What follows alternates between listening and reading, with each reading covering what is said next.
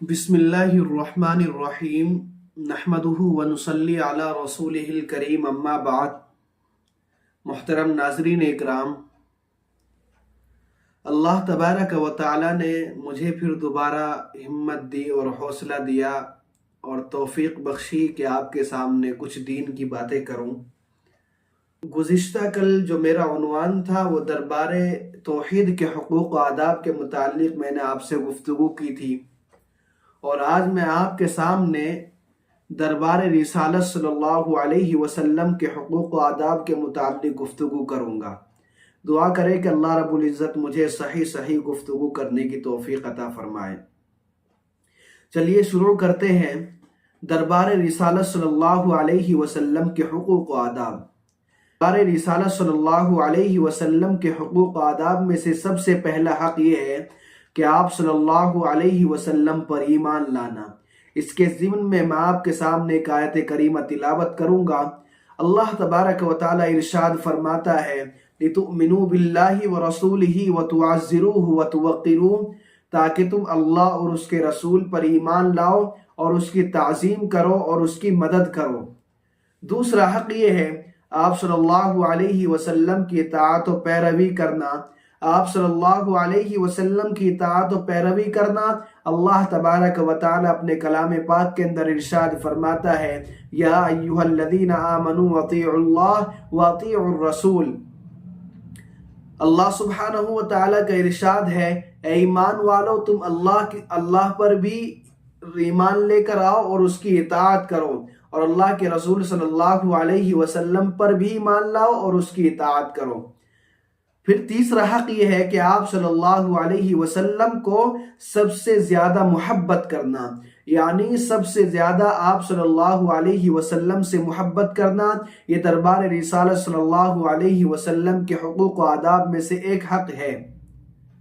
آپ صلی اللہ علیہ وسلم نے ارشاد فرمایا، تم میں سے کوئی شخص اس وقت تک کامل مومن نہیں ہو سکتا جب تک میں اس کے نزدیک اس کے باپ، بیٹے اور تمام لوگوں سے زیادہ محبوب نہ ہو جاؤں۔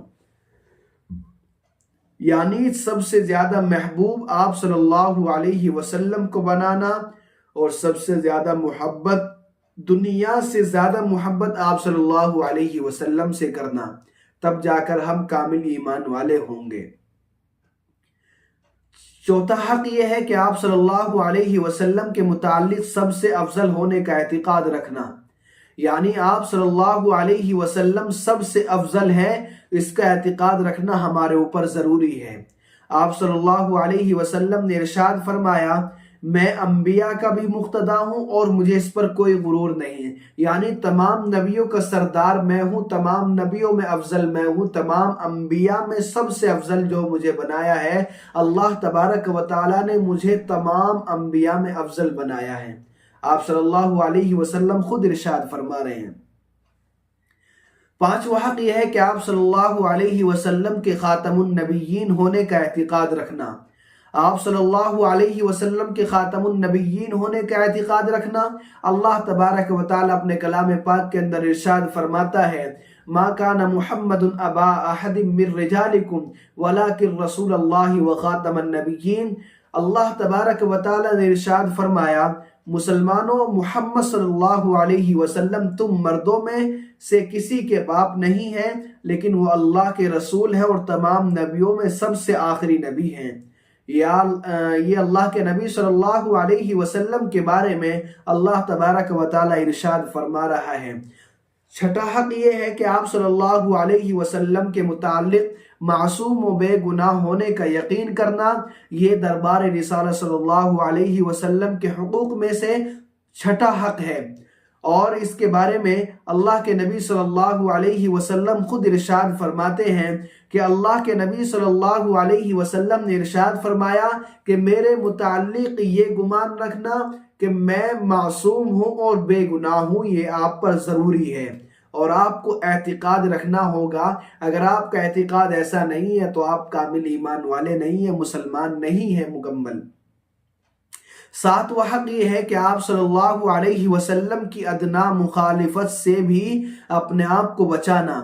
یہ دربار رسالت صلی اللہ علیہ وسلم کے حقوق میں سے ساتواں حق یہ ہے۔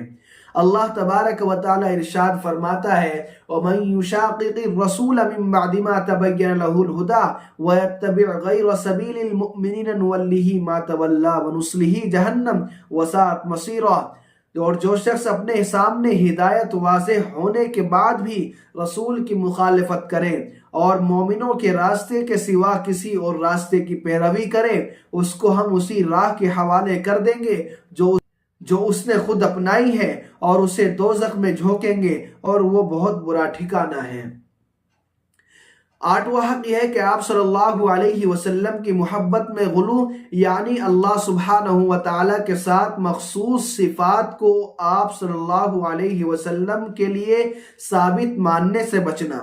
آپ صلی اللہ علیہ وسلم نے ارشاد فرمایا، میری مبالغہ آمیز تعریف مت کرو، جیسے عیسائیوں نے عیسیٰ علیہ السلام کی مبالغہ آمیز تعریف کی ہے۔ میں اللہ کا بندہ ہی ہوں، اس لیے کہو آپ صلی اللہ علیہ وسلم اللہ کے بندے اور اس کے رسول ہیں۔ نواں حق یہ ہے کثرت سے آپ صلی اللہ علیہ وسلم پر درود و سلام بھیجتے رہنا۔ یہ دربار رسالت صلی اللہ علیہ وسلم کے حقوق میں سے نواں حق یہ ہے۔ اللہ کے نبی صلی اللہ علیہ وسلم نے ارشاد فرمایا، قیامت کے دن مجھ سے سب سے زیادہ نزدیک وہ شخص ہوگا جو کثرت سے مجھ پر درود شریف پڑھتا ہوگا۔ یہ آپ صلی اللہ علیہ وسلم نے اپنی زبان مبارک سے بات ارشاد فرمائی ہے۔ اور 10واں حق یہ ہے اہل بیت اور آپ صلی اللہ علیہ وسلم کی آل و اولاد سے محبت رکھنا۔ یہ دربار رسالت صلی اللہ علیہ وسلم کے حقوق میں سے 10واں حق ہے۔ اللہ کے نبی صلی اللہ علیہ وسلم نے ارشاد فرمایا، اللہ سے محبت کرو کیونکہ وہ تمہیں نعمتوں کی غذا عطا کرتا ہے، اور اللہ سے محبت کی وجہ سے مجھ سے محبت کرو، اور میری محبت کی وجہ سے میرے گھر والوں سے محبت کرو۔ یہ بھی آپ پر ضروری ہے۔ اگر آپ صلی اللہ علیہ وسلم کی آل و اولاد سے آپ محبت نہیں کریں گے، ان کو برا بھلا کہیں گے، تو آپ صلی اللہ علیہ وسلم سے محبت کرنے کے دعوے میں آپ جھوٹے ہو۔ اور 11واں حق یہ ہے صحابہ رضی اللہ عنہ سے محبت رکھنا۔ آپ صلی اللہ علیہ وسلم نے ارشاد فرمایا، میرے صحابہ کے معاملے میں اللہ سے ڈرو، میرے بعد ان کو اپنی اغراض کا نشان تعین نہ بنانا۔ جو شخص ان سے محبت کرتا ہے میری محبت کی وجہ سے ان سے محبت کرتا ہے، اور جو ان سے دشمنی رکھتا ہے مجھ سے دشمنی کے سبب ان کو دشمن رکھتا ہے۔ اللہ تبارک و تعالیٰ سے دعا کرے کہ اللہ رب العزت مجھے بھی اور آپ کو بھی چند باتوں پر عمل کرنے کی توفیق عطا فرمائے۔ آمین۔ وآخر